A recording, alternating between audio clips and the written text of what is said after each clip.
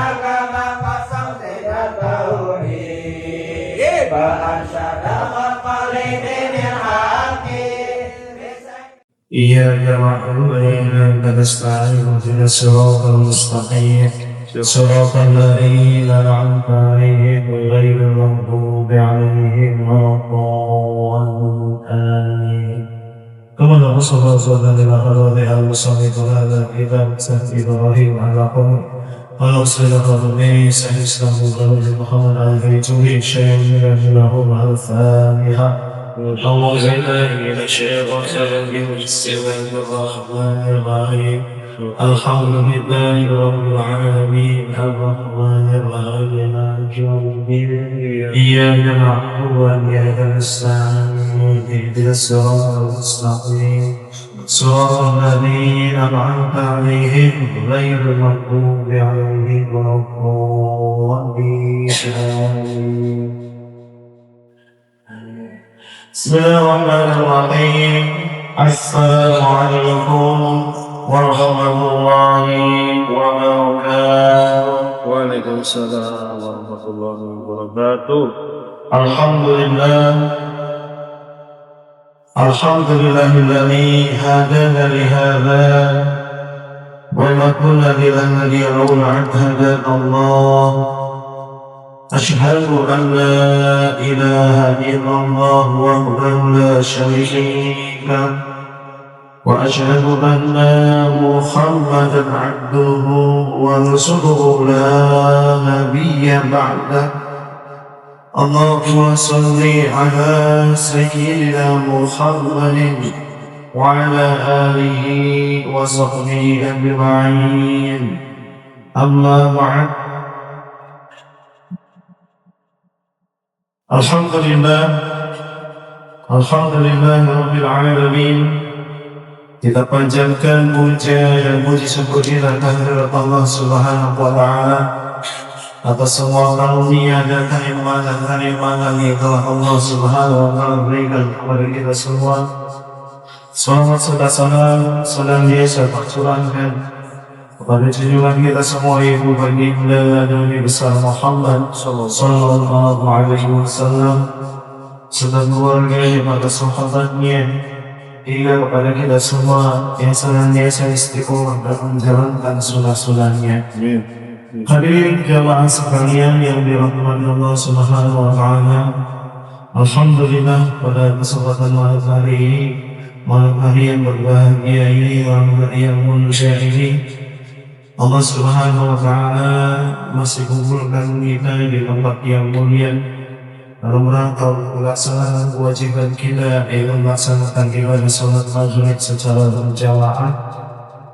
Dan alhamdulillah Allah Subhanahu wa Ta'ala masih memberikan kekuatan kepada kita semua memperpanjang ikhlas kita bersama-sama dulu melanjutkan ibadah kita iktikaf di masjid yang kita cintai ini dalam rangka untuk menunaikan kewajiban kita semua, yaitu mengumpulkan ilmu atau menuntut ilmu. Dan insyaallah seperti biasa pembahasan kita masih pembahasan berkaitan tentang ilmu tauhid dari kitab Jawharut Tauhid dan syarahnya yaitu kitab Tuhfatul Muhim. Dan alhamdulillah pada kesempatan malam hari ini insyaallah kita akan lanjutkan kembali kajian kita yang pada pertemuan yang lalu kita sudah membahas tentang nazam yang ke-30. Ya benar. Fahala bitarabun Allah khulfu wa innahu min sahafihil waqfu.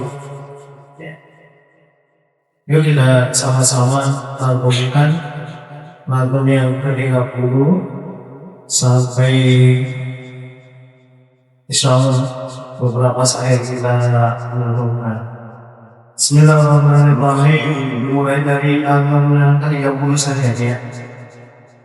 فنبدأ إدراك الأمر الخلف ونتقوا من صحافه الوقف أي العليم القدير المريد سمع مسير ما يشاء يريد متكلم ثم صفة الذات ليس بغير أو بعين الذات فقدرة للممكن تعالى تسبيحة إلى به تعالى ووهبته جبلا ومثله إرادة والعلم لا برحمته وأفعل واجبا وممتنع ومثل ذا كلامه فنتبع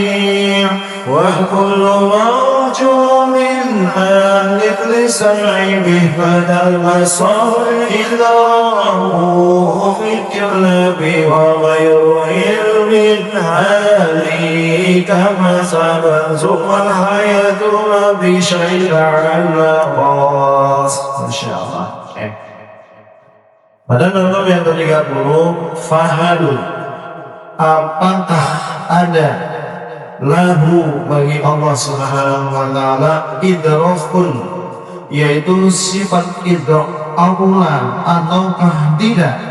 Khulfun, maka para ulama berbeda pendapat atau diperselisihkan.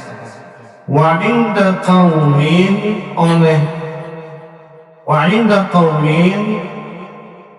dan menurut sebagian ulama sahhan fihil waqfu, sifat mauquf diam itulah yang paling sahih atau yang paling benar. Pada pertemuan yang lalu kita sudah membahas berkaitan tentang idraknya Allah Subhanahu wa taala. Apakah Allah Subhanahu wa taala memiliki sifat idrak atau tidak? Ya kan? Di para ulama berbeda pendapat. Ada sebagian yang mengatakan Allah Subhanahu wa taala memiliki sifat idrak. Ya. Artinya Allah Subhanahu wa taala meliputi sifat Allah Subhanahu wa taala meliputi atau menangkap segala sesuatu secara sempurna. Ada tiga pendapat para ulama.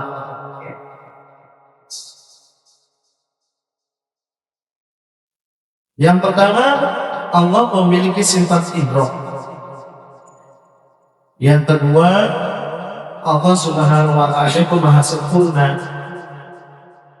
Jadi Allah Subhanahu wa taala tidak perlu istilahnya memiliki sifat idrak ini, karena sudah diwakili oleh sifat Allah Subhanahu wa taala yang disebut dengan ilmun. Ya. Allah maha mengetahui segala sesuatu dengan sempurna.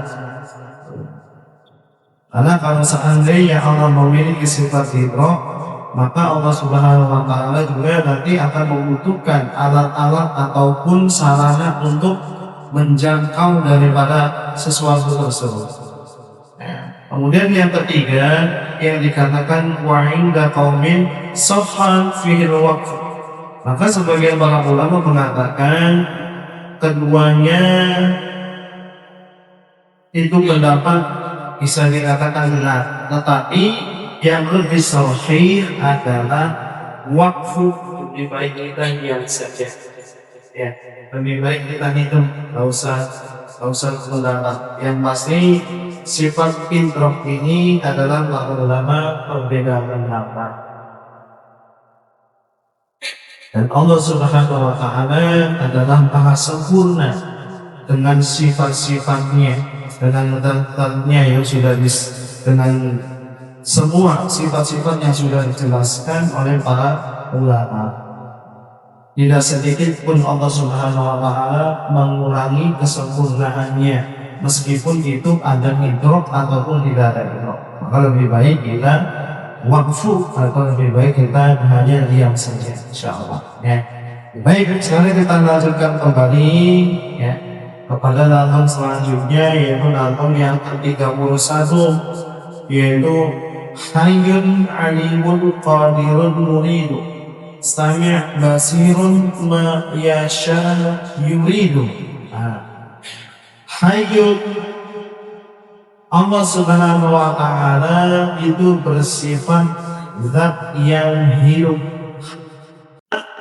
dengan sifat-sifat yang lainnya, kan melahirkan namanya sifat-sifat yang lainnya juga ya. Jadi antara sifat ma'ani dan sifat maknawiyah ini ada persamaan dan ada perbedaannya. Apa persamaan antara sifat ma'ani dan maknawiyah ini? Yaitu sifatul qadimatun qaimatun lidzatihi ta'ala.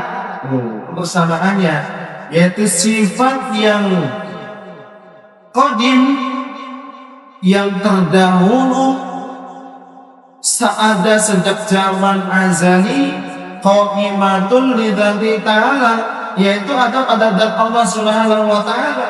Sama-sama. Jadi antara sifat qadim qudrat ini sifat yang qadimatun qaimatun, maka sifat qadirahnya juga sama, sifat maknawiyahnya juga sama, sifat iradat ya, maka ini juga sifat yang qadim, yang terdahulu. Begitu pula sifat maknawiyahnya juga sama ya. Muridan itu juga sifat yang ada sejak zaman azal. Akan tetapi ada juga perbedaannya antara sifat ma'ani dan sifat maknawiyah Allah Subhanahu wa Ta'ala ini ya. Apa itu perbedaannya?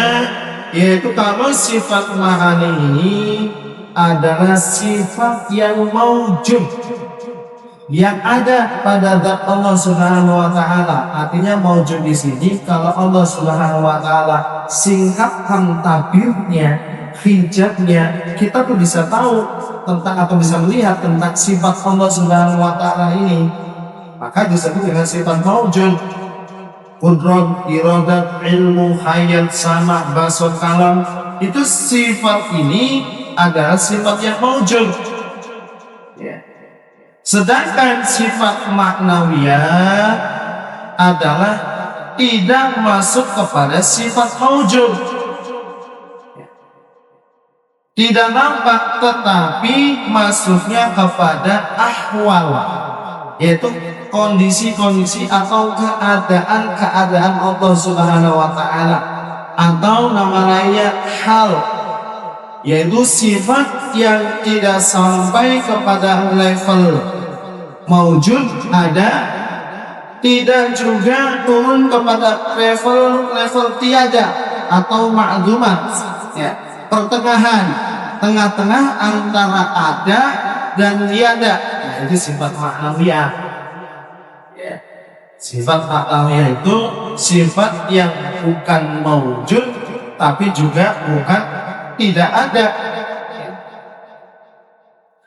Contoh qudrat, ini sifat maujud, sifat Allah Subhanahu wa Ta'ala yang maujud ya, terlihat. Maka sifat maknawiyahnya yaitu qadirah tidak menjadi maujud, tapi tengah-tengah antara maujud dan ma'dum, antara ada dan tidak ada. Tuh, itu sifat daripada maknawiyahnya Allah Subhanahu wa Ta'ala. Masya Allah ya. Ini pembahasan berkaitan tentang antara sifat ma'ani dan sifat maknawiyah. Kalau kita jelaskan lagi lebih rincinya, kita ulangi dari awal ya. Apa perbedaan persamaan antara sifat ma'ani dan sifat maknawiyah ini ya? Kalau sifat ma'ani ini adalah sifat yang menetap pada zat Allah Subhanahu wa Ta'ala ya.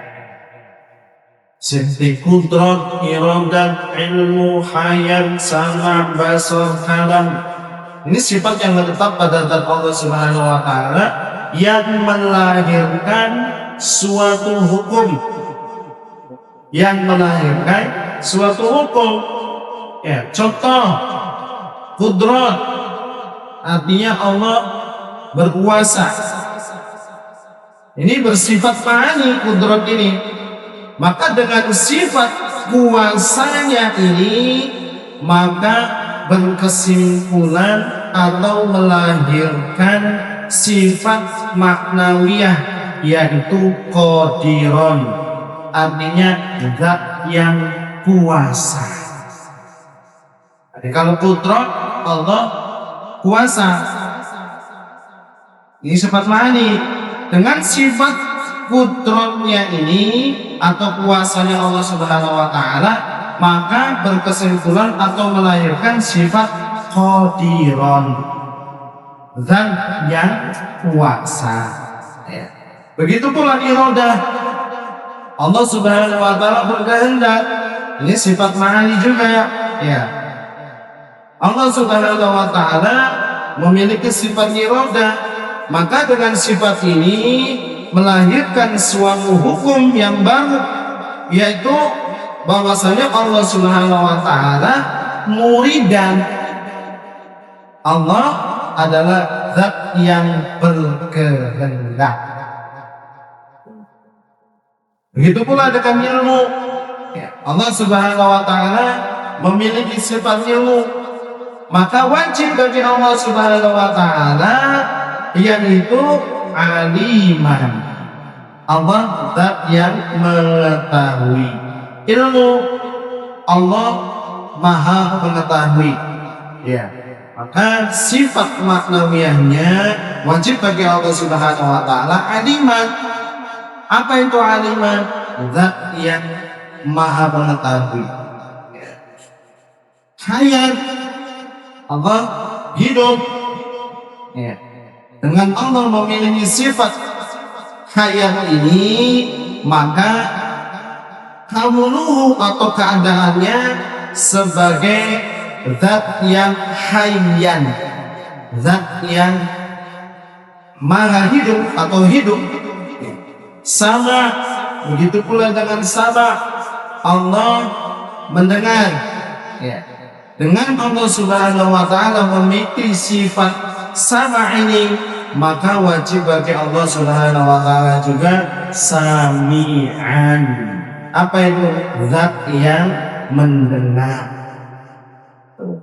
Basar, begitu pula Allah melihat, maka dengan Allah memiliki sifat basar, maka Allah berkesimpulan atau melahirkan atau Allah Subhanahu wa Ta'ala wajib bagi Allah itu juga basiron. Basiron sifat ma'nawiyahnya. Ya, Allah adalah zat yang melihat. Dan kemudian terakhir kalam, Allah berbicara. Ya. Maka dengan Allah Subhanahu wa Ta'ala memiliki sifat kalam ini, kaunuhu keadaannya yang sebagai daripada memiliki sifat kalam ini, maka wajib bagi Allah Subhanahu wa Ta'ala juga memiliki sifat mutakalliman, artinya zat yang zat yang berbicara. Seperti itu kalau kita lebih rinci lagi. Dan kalau seandainya kita istilahkan, kita contohkan misalnya seperti ini. Misalnya Pak Riki berkuasa memukul orang. Contoh saja antara perbedaan sifat ma'ani dan ma'nawiyah. Pak Riki misalnya berkuasa memukul orang. Berkuasa tidak? Bisa nggak memukul orang? Nah, bisa nggak? Bisa. Dengan kemudian Pak Riki memukul orang. Beneran ada orang, ada penjahat, atau ada orang yang katakan istilahnya mau mendolimi Pak Riki dipukul. Maka setelah memukul ini berkesimpulan bahwasanya Pariki adalah orang yang berkuasa memukul. Sama tidak? Kalau tadi sebelum memukul, pariki adalah orang yang kuasa memukul. Sebatas itu. Tetapi ketika sudah memukul, maka pariki adalah orang yang berkuasa memukul. Kenapa? Sudah terjadi. Sudah memukul. Orang yang berkuasa memukul. Allah Subhanahu wa Ta'ala memiliki sifat kudrat, kuasa untuk menciptakan alam raya. Sifat ini adalah sifat yang qadimah. Ya, qadimatun lidatihi. Ya. Allah berkuasa menciptakan alam semesta. Maka ketika Allah Subhanahu wa Ta'ala sudah menciptakan alam raya ini dan segala sesuatu yang ada di dalamnya, maka Allah Subhanahu wa Ta'ala memiliki sifat maknawiyah namanya Qadirun. Apa itu? Allah zat yang berkuasa. Saya pahami tidak antara sifat ma'ani dan maknawiyah? Ya. Jadi sifat ma'ani ini apa bisa dikatakan sebagai maknanya, dan sifat ma'ani ini adalah abstrak, tak kelihatan, tak nampak. Sifat ma'ani ini melihat, kira-kira misalnya Pak Yaki tahu nggak kalau saya bisa melihat? Tahu nggak saya bisa melihat? Melihat. Tahu kalau saya lihat, tahu kenapa? Karena saya ada mata. Tapi Pak Yaki tahu nggak apa yang saya lihat? Nggak tahu kan? Itu abstrak namanya. Itu sifat ma'ani. Seperti itu. Lalu kenapa? Karena yang bisa melihat penglihatannya hanya saya. Ya. Orang hanya bisa melihat mata saya. Begitu juga dengan mendengar. Pariki bisa tahu kalau saya bisa mendengar, ya kan? Tapi Pariki tahu nggak kalau seandainya apa yang saya dengar? Kan tidak. Nah, itu ma'ani namanya, sifatnya abstrak. Nah, maka sifat ma'ani ini adalah sifat yang maujud. Maksudnya, jika Allah Subhanahu wa Ta'ala ini buka hijabnya, maka kita bisa melihat sifat-sifat ma'ani ini. Ya. Allah akan tampakkan sifat qudrat, iradat, ilmu, hayat, sama, basar, mutakallim, kalamnya Allah Subhanahu wa Ta'ala. Ya. Maka kalau kita simpulkan, sifat ma'ani ini adalah intinya itu pada sifat hayatnya Allah Subhanahu wa Ta'ala. Ya. Allah maha hidup. Inti daripada sifat ma'ani ini adalah sifat hayatnya Allah Subhanahu wa Ta'ala. Allah hidup. Itu inti daripada sifat ma'ani. Masih ingat kan penjelasan waktu pembahasan berkaitan tentang sifat hayat bagi Allah Subhanahu wa Ta'ala. Allah memiliki sifat hayat. Ya. Kenapa? Karena tidak mungkin kalau misalnya ada orang memiliki kekuasaan, memiliki keinginan, memiliki pendengaran, memiliki ilmu, penglihatan, kemudian tidak hidup, kan nggak mungkin. Ada orang bisa melihat, bisa mendengar, memiliki ilmu, memiliki keinginan, maka sudah pasti orang tersebut itu pasti memiliki kehidupan, punya yang namanya hidup. Begitu pula Allah Subhanahu wa Ta'ala yang memiliki sifat ilmu, memiliki kuasa, memiliki kehendak, maka pasti Allah Subhanahu wa taala juga memiliki sifat yang namanya hayat. Langit diciptakan Allah dengan kudrahnya, iradahnya, dengan ilmunya. Berarti Allah Subhanahu wa taala yang menciptakannya itu adalah pasti hayat, hidup. Pasti Allah itu hidup. Ya. Maka sifat hayat ini adalah inti, ya, inti daripada sifat mahani. Ya. Tetapi jangan sampai kita menganggapnya ataupun menggambarkan seolah-olah hidupnya Allah Subhanahu wa taala, hayatnya Allah Subhanahu wa taala ini sama dengan makhluk. Tidak. Kenapa?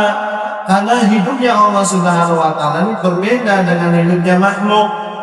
Kalau hidupnya makhluk dengan ghairihi, li ghairihi, karena ada hidup dengan yang lain, yaitu dengan perantaraan ruh. Hidupnya makhluk itu karena li ghairihi, karena ada atau bergantung dengan yang lainnya, yaitu ruh. Berbeda dengan hidupnya Allah Subhanahu wa taala. Kalau hidupnya Allah Subhanahu wa taala itu lidatihi, apa? Tidak bergantung kepada yang lain. Hidupnya Allah tidak ada yang mempengaruhi. Artinya hidupnya makhluk ada yang mempengaruhi, yaitu Allah Subhanahu wa taala melalui pelantaran ruh yang ditiupkan ke dalam jasad. Masya Allah. Tetapi kalau Allah Subhanahu wa taala tidak ada ruhnya. Ketika ruhnya itu berpisah dengan jasad, manusia sudah tidak memiliki hayat lagi, tidak hidup lagi. Tetapi kalau Allah Subhanahu wa taala karena tidak ada ruhnya, maka Allah Subhanahu wa taala gak akan mati selama-lamanya, abadan selama-lamanya. Tuh. Ya. Jadi inti daripada sifat ma'ani ini ada pada sifat hayat. Nah sekarang apalagi perbedaannya dengan sifat ma'nawiyahnya Allah Subhanahu wa taala? Nanti dijelaskan apa itu sifat ma'nawiyah, yaitu sifat yang melazimi dari sifat ma'ani. Ya. Konsekuensi logis dari adanya sifat ma'ani, maka muncul yang namanya sifat ma'nawiyah. Ya. Dan bahasa lainnya sifat yang wujud karena setelah adanya sifat ma'ani, itu sifat ma'nawiyah. Adanya sifat ma'nawiyah ini karena adanya sifat ma'ani. Sifat ma'ani ini adalah sifat. Ya, kalau dalam ilmu nahwu namanya fa'il. Ya, contoh adanya sifat qadiran. Ya, sifat ma'ani ada berapa? Tadi kalau sifat ma'ani ada berapa? Wujud. Maka sifat ma'nawiyah juga ada wujud. Sama. Ya. Jadi adanya sifat qadiran itu dikarenakan adanya sifat qudrat. Allah zat yang berkuasa. Kenapa Allah Subhanahu wa taala menjadi zat yang berkuasa?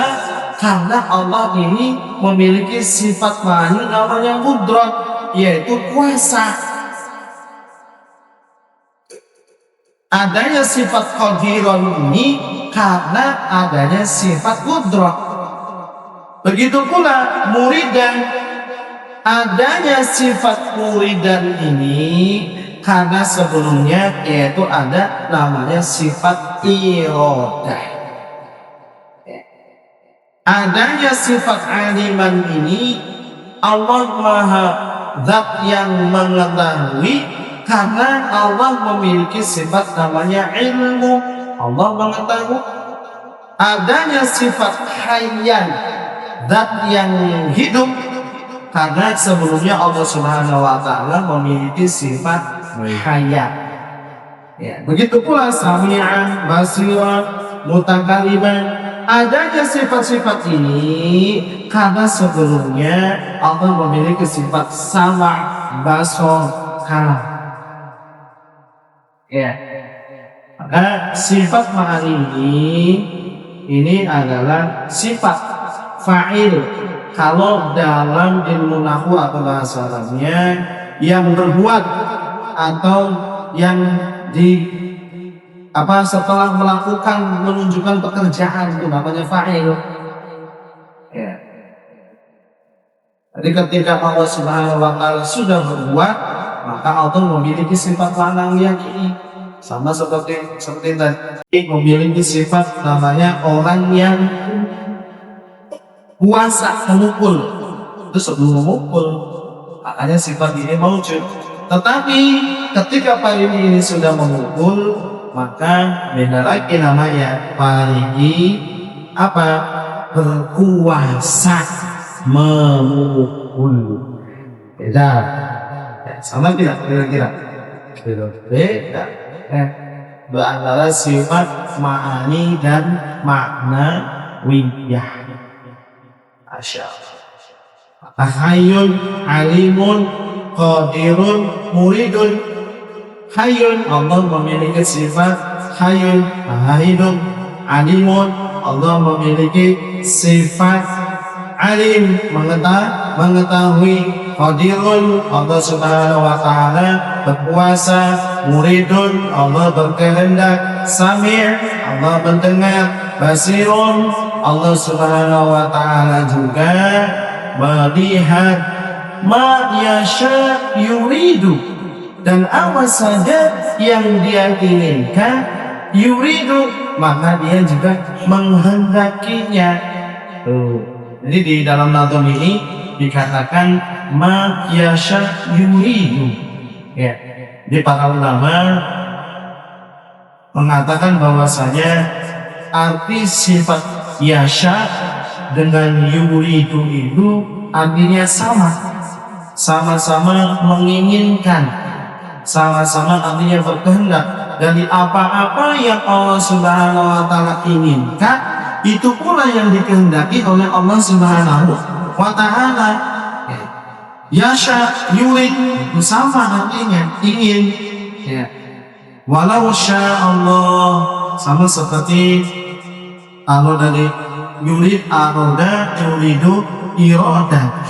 Ya. Yasha, yashi'u, masyi'ah. Ya, katakan dalam Al-Quran menjelaskan kulla yaumin huwa fi sya'an.